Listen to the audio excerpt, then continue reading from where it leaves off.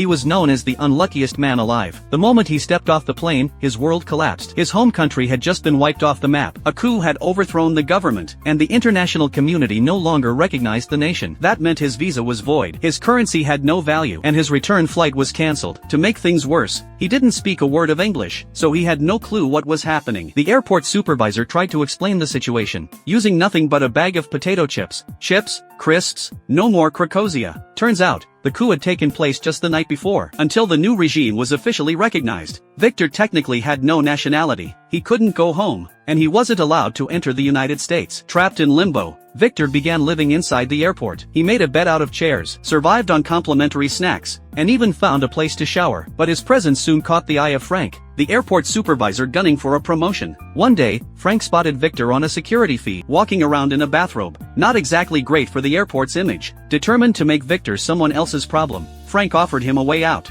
At noon, the guards switch shifts. For 5 minutes, no one watches the main door. That's your chance. What he didn't say, if Victor stepped outside, he'd be arrested immediately for illegal entry. Victor didn't fully understand, but he sensed something was off. At noon, Frank watched from the control room. The guards moved. The door was unguarded, but Victor didn't budge. He just stood at the exit, staring at the camera. Then, he stepped out of frame. Panicking, Frank adjusted the feed, and Victor popped his face directly into the lens. I win. Frank's plan had failed, but surviving on free snacks wasn't sustainable. Victor was starving. Then he saw a traveler return a luggage cart and collect a quarter refund. That's when it hit him. Most people didn't bother returning carts, so he started collecting them. 3 carts earned him his first 75 cents, enough to buy a hamburger. Soon he was gathering dozens, upgrading from burgers to full combo meals. But Frank had been watching. He didn't like seeing Victor turn the airport into his own side hustle. So, he sent security to start collecting the carts first, trying to shut down Victor's only source of income. Due to copyright restrictions, this is as far as we can show you of the movie. The title of the film is The Terminal.